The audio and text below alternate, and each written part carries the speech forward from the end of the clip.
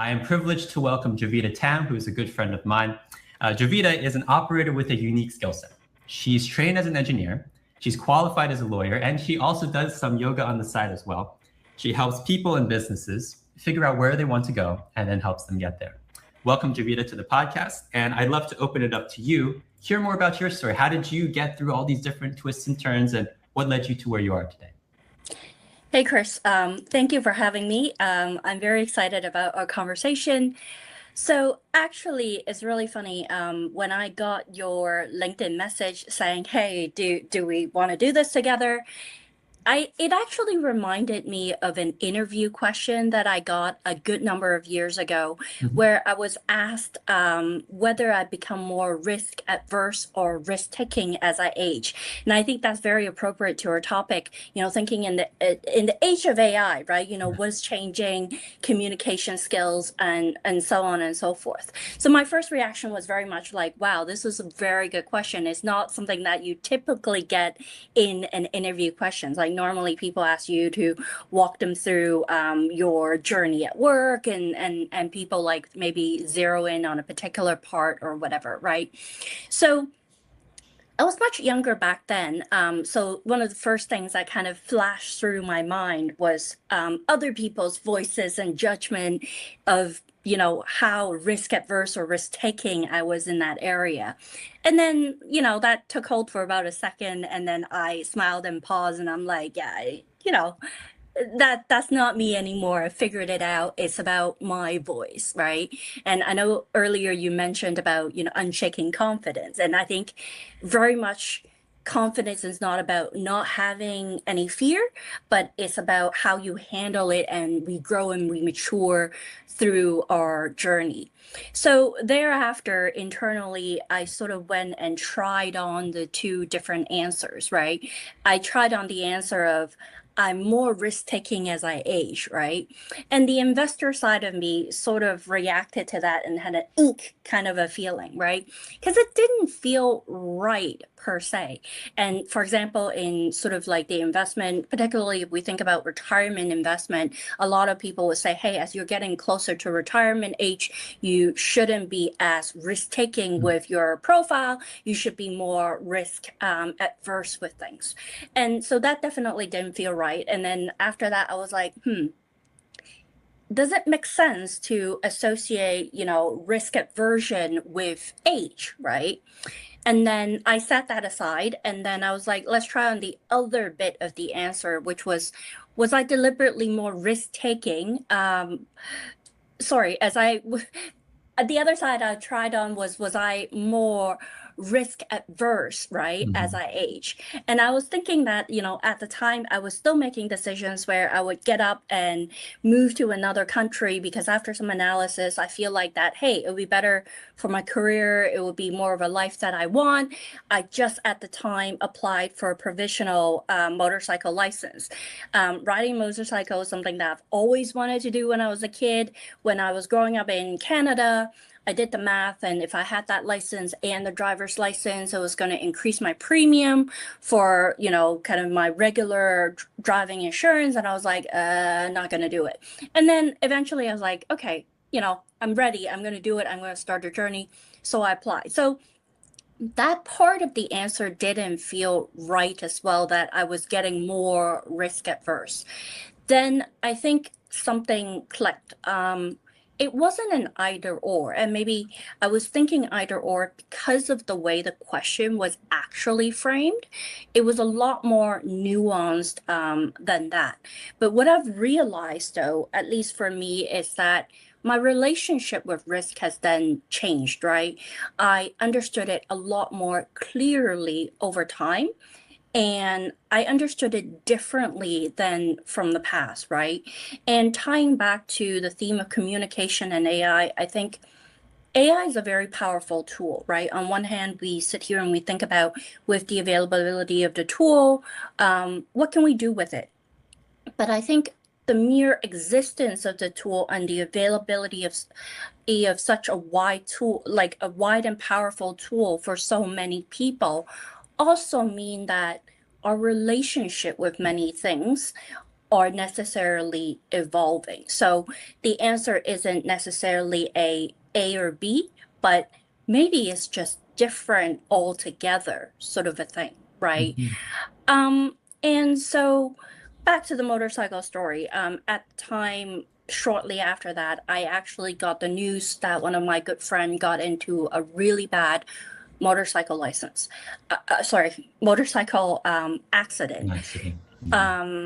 And he lost two limbs in the accident. It was a wake up call that the severity of a motorcycle license could be very grave, right? Although Mhm. probability is low, the impact could be very high. And so at that point in time, I decided that I would abandon and not go ahead and take my lessons and go through with the whole journey. Now, it didn't stop there. So if I were to have looked at this as a getting more risk adverse or risk taking, it would be, oh, I would never, right, continue with this journey. That's it, right? But what I told myself at the time is, and again, emphasizing this, I was quite, a lot younger at the time. I was like, okay, let me reevaluate this. Maybe I will get to a point in the future in my life where I've done more things and I would be more okay with the risk profile, and I would again go for my license. Mhm. So again, receiving your kind of invite to be on this podcast, I was like, oh, okay, this is interesting, right? I think Yeah. it shows the difference in dynamic, how we need to rethink things, and we change over time, and society changes over time, as well. And on that note about risk taking and risk adverse, recently I'm doing something that I never thought when I was younger that I would do, right? And it's related to communications. Like when I was younger, I was very much the stage manager, right, for the local musical theater production. So very much backstage, like making sure everything works. My operator side, my analysis side, building props, engineering, all that sort of a thing. But recently, I sort of got a bug and I started signing up for physical theater workshops. I actually have one coming up early in August, and Mhm. I'm looking more forward to communication, not just via words, but with physical movement and with Yeah. presence. So, again, some people may look at it as, oh my God, that's much more risk taking now. But Mhm. I'm like, Mhm. no, it just feels right, um, for right now. Yeah, I love that. There are so many things I want to pull out, but I think one of the most important is this idea that we have to be aware of how risk averse, or what's the other term? Risk Risk motivated we taking, are, risk taking we are. There we go. risk taking, risk averse. There are Yeah, multiple terms, but the general ideas are the same. exactly. And I think something that I'm hearing with a lot of leaders that I work with is they're freaking out because AI is rapidly evolving and accelerating. Business is constantly changing. They don't know what to do next. Based on your experience, because you've had experience as a consultant, you've worked with leaders all around the world, so you've really seen this. You also have a legal regulatory background as well as a background in data, so you understand how these things work. Do you have advice for leaders today? Maybe one big thing about how they can best handle in a calm and steady manner this rapidly evolving technological landscape? I think we all handle the situation differently, and a lot of it depends on the leader themselves, and depends on the situation that you're in, kind of stage of life, what you're Mhm. responsible for, what you're looking to do. But to the point that you're making about change, I would Mhm. say that stability, I think, is an illusion, right? Like if you look at a skyscraper, it's built not to be rigid, it's built to actually sway and Mhm. move back and forth so that it doesn't crack, right? So often, the idea of, maybe holding on to what we know, any kind of a rigidity, right, is more frequently associated with stability. But in reality, I think in today's day and world, acceptance and flexibility actually should be more associated with stability than most of us think and feel on a regular day basis. And if you think about it, like water is like the softest thing, but it can move mountains, right? I love that. And it reminds me of something from Asian philosophy, Chinese philosophy. There's the principle of wu wei, which is non-forcing. And what that means as an analogy is you shouldn't aim to row, because if you're rowing, you're pushing against the current. It's really hard to get to your destination. What you should do is sail, which is you go with the wind. If things are really hard right now, don't go in that direction. Wait until it's more opportune, then go there. And what you're saying is leaders have to be aware of what's going on, not try to force things, but kind of go with the flow, if you will. Would that be right? Yeah, so there's the kind of your relationship with stability, but there's also the knowing what to fix and what you work with, right? So some problems are there for you to solve, but others are actually conditions for you to accept and for you to work with, right? And the judgment to be able to tell the difference is a key skill, I think, in today's day and world. There's something that maybe it might make sense 10 days ago that won't make sense 10 days from now, right? So having that judgment to figure out timing instead of okay, I see this as a problem and I'm going to go after it, with a solution high or dry. I think commitment is good, but recognize when that you're pushing something that is, unfixable, if you would, right? Yeah. And to that point, I think the judgment to be able to tell the difference, distinguish people that are wasting time fixing things that are unfixable and feeling resentful for it. And the people, like you said, are people that kind of follows the wind and allows the wind to take them on their journey. This is really important, especially when it comes to communication. We need to focus on what's in our control, not what's outside of our control. Because often when I work with leaders, they'll be worried about, I go into this presentation or this podcast, I'm so concerned with how people will think of me, their judgment, their criticism. And I say, well, all of that is outside of your control. If you worry about it, you're just going to make yourself upset for no good reason. Focus on what's in your control, which is your output. I'd love to hear if you have a story maybe to help people in the audience understand that difference between what we can control in our leadership and what we can't, and how to tell them apart. Well, this is not necessarily a point about the control piece. And of course, establishing boundaries and not exerting forces on things that we can't control is very important, right? Not just from a practical outcome perspective, but also from like a mental health perspective, right? But I think where this manifests in communication, for example, is that as leaders, often we need to go in and we need to convince our stakeholders. We need to collaborate with our stakeholders, depending on kind of the structure that you work with. You manage up, you manage down, you manage across. There are a lot of different interactions. And a lot of times I feel like that I work with a lot of leaders where they know what they're doing is right, but they come in and they say, oh, if I can only convince, right? For example, the CEO, or if I can only convince the investor about this. And I think there's something about the framing of this, right? If you're speaking with another person, let's say, Chris, we're speaking, and a point that I'm making is just not necessarily landing with you, right? Or in the case of an advocacy, right? You're just simply not changing your mind. You're not seeing what I'm saying, so on, right? We have a choice at that point. Like within our control is how we present ourselves, right?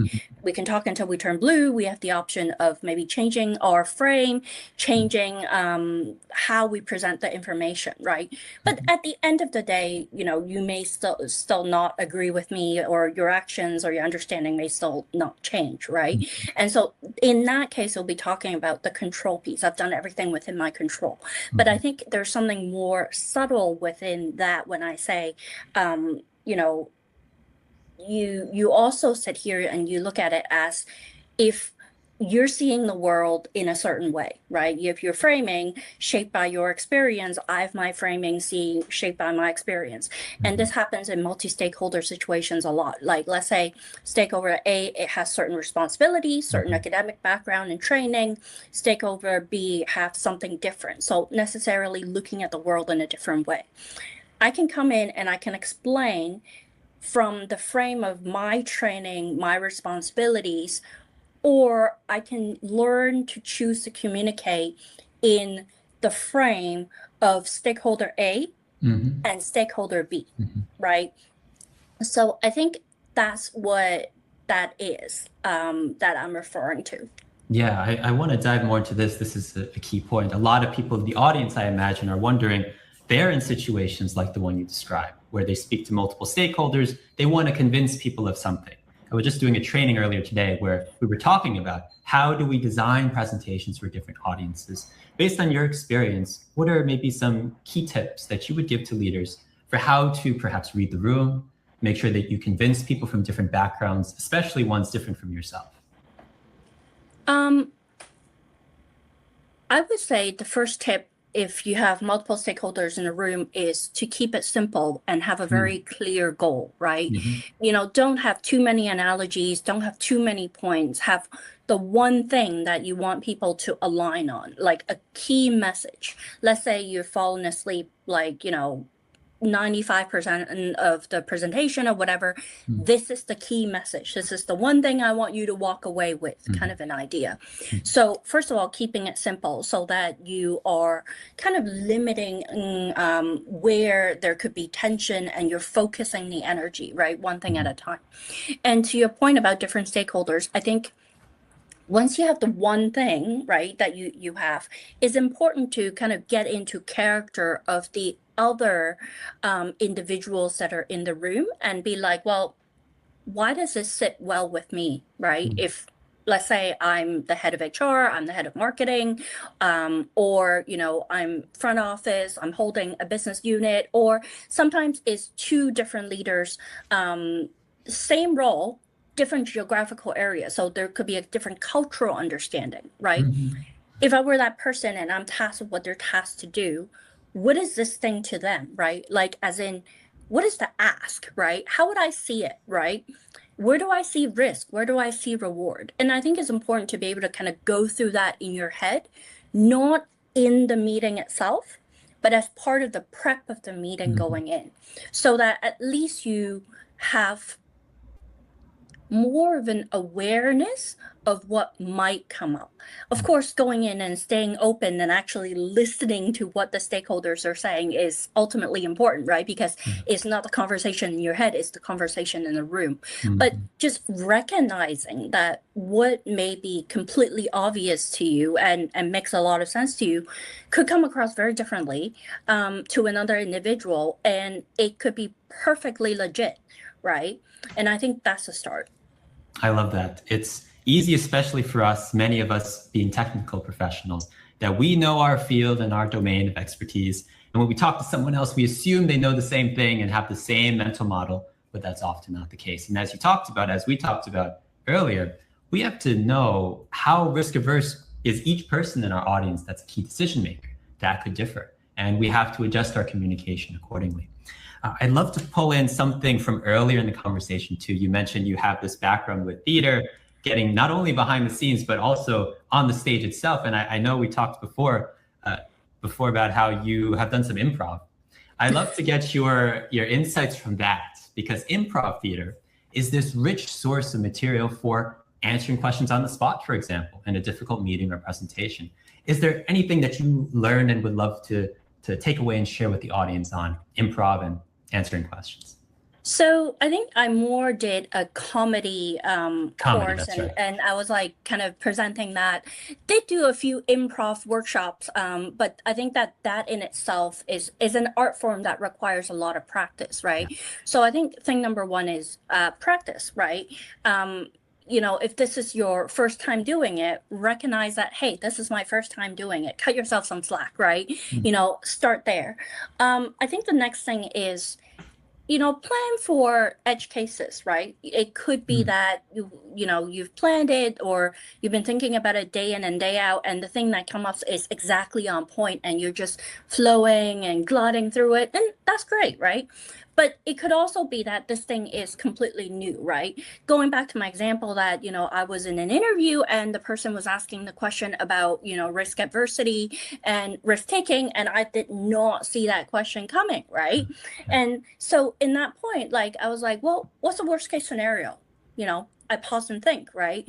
Or if I really, felt uncomfortable answering something, there's nothing to say that I have to answer on the spot. I can always, say, hey, this is something really interesting. I want to give you a much more thoughtful answer, right? Maybe give a few points about how you feel off the cuff, if that's appropriate.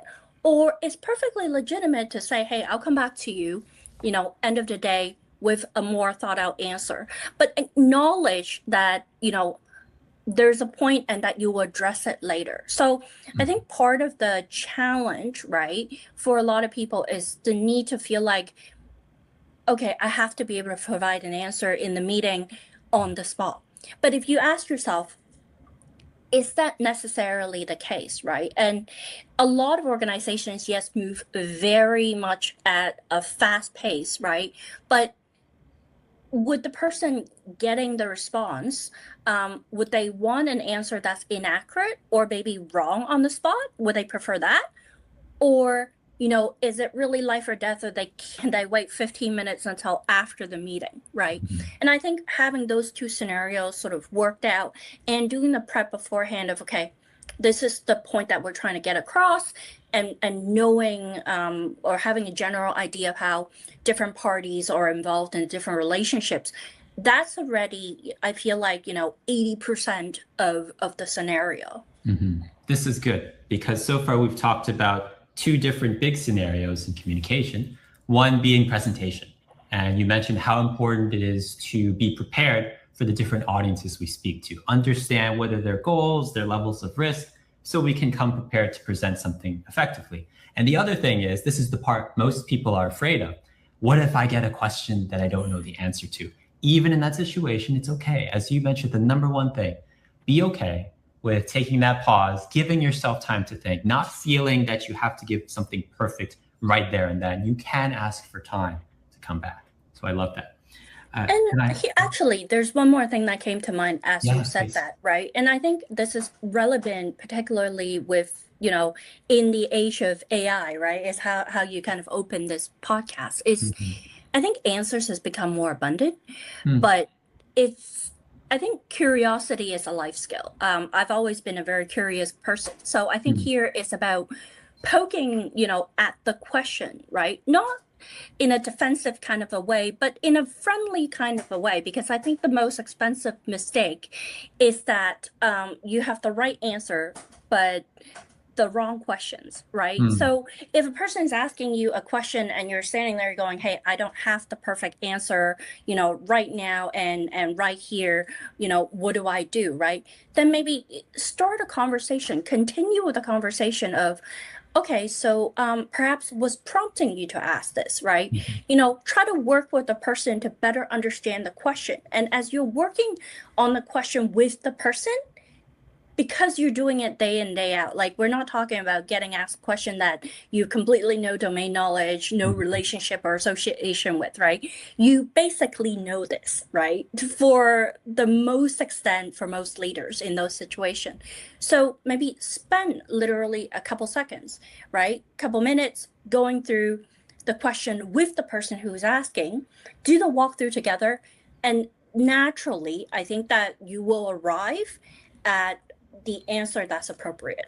Yeah, this is great. And it ties into the topic of AI, because a lot of thought leaders today, and I think I would be included in their perspective, are afraid that AI is going to prevent people from being as creative or demonstrate their critical thinking, because it has such an abundance of answers. It's easy to just accept what AI gives as its output. I was just doing that training I mentioned earlier, where a key pain point is people are using AI saying, hey, analyze this data for me, make a report, and then they don't check it, just accept it. what you said is be curious, not just about what people are saying, but what AI is giving you. Be curious in general. And the advantage of it is, especially in the context of trying to persuade someone or convince someone, if you go in with a curious mindset, you create an atmosphere of collaboration rather than confrontation, which makes people less receptive to what you're saying. Yeah. And I think you mentioned something else that I wanted to poke a little more. I'm trying to recall what it was. Oh, yes, that curiosity is a life skill. And you mentioned how the goal of people is to come in curious and how that can create better conversations. Do you have an example or a story from your background where that was the case, and it's because you came in curious or someone else did that it resulted in better outcomes?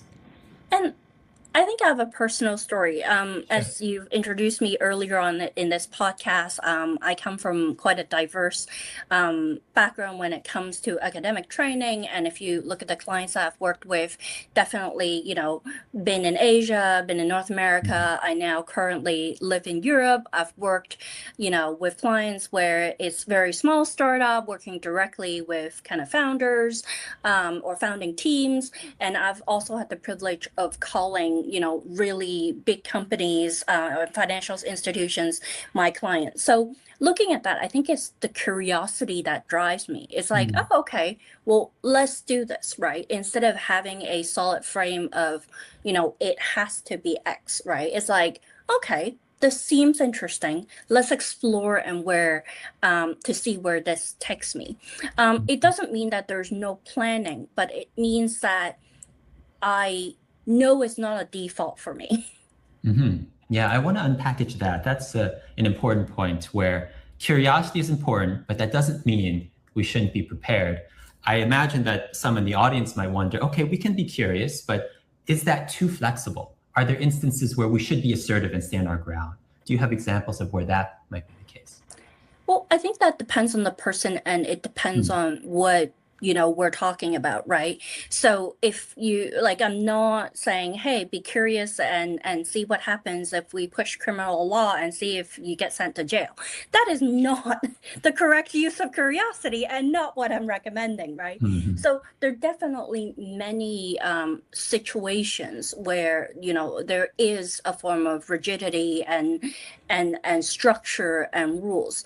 But there are also many other things that I think over time, right? Or particularly as an adult, when we're living in this fast-paced world, that we stop questioning, or we take it as the norm, right? Or, in the interest of speed. And I think that would be a good bucket to apply some curiosity. Does it have to be the way this is? Like putting something on his head, right? I think that would be how I would use kind of curiosity. But there are many things in adult life, as we know, that curiosity is great, but boundaries are there for a reason, right? And I think we all have our internal ruler to figure out when it may be appropriate. And I think part of it is start in smaller steps, right? You may be something that you're like, no, like this is a hard no for me, right? You're like, oh, okay, I'll maybe see how this would be like, and take the case of, me exploring physical theater, right? I sign up for a workshop, I go there, and if I truly feel so uncomfortable, right? I have the option of leaving, right? So that's different than, hey, I have a curiosity, and all of a sudden, without any background, I'm gonna go audition for, West Side, and then see what happens. Like, very different. I think this is a perfect point to wind down our episode as we're approaching the 30-minute mark. The biggest thing that I'm hearing you recommend to leaders today in the age of AI is to develop a greater self-awareness. And I think that ties into all the major points that you brought up. The first one, I believe, was that the only constant is change. In this fast-paced world, AI is the hot new thing. But who knows, maybe something else will emerge and we'll continue to move at this very accelerated pace. Accepting that, being okay with it, and then adapting accordingly is how we stay ahead of the curve. And to curiosity, this theme we've come up with at the end is a life skill. If we approach conversations, difficult situations with curiosity, It makes us a lot less nervous and a lot more confident. And lastly, the idea of control that we talked about, having the judgment to say, here's what's in my control, here's what's not in my control, and then parsing those and focusing on what's in your control is how you become an effective leader. All of those three things require cultivating that self-awareness. And perhaps something that everyone in the audience can do is take that time to reflect every day. What was something hard that I tackled? Maybe there's one new thing I could do the next time I'm in a similar situation. Well, thank you everybody for attending this episode of the Hidden Speaker Podcast with Jovita. Please do follow her on LinkedIn. She posts a lot more daily insights. And as you can already tell from this conversation, she has a lot of wisdom to share. Jovita, is there anything you'd like to add as a final passing note of wisdom for the audience today? I think you've summarized it well. But to flip it on its head, I would say,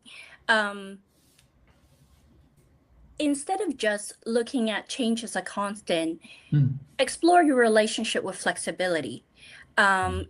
Instead of, thinking of curiosity as a life skill, go out and ask more questions. Ask questions about your questions. And I guess the last bit is good judgment. Yeah. Thank you so much. Particularly in the age of AI. Exactly. And it's a beautiful way to end the episode today. Thank you so much again, Jovita, for your wisdom that you shared with us. And thank you everybody for attending. We'll see you next time. Thank you for having me.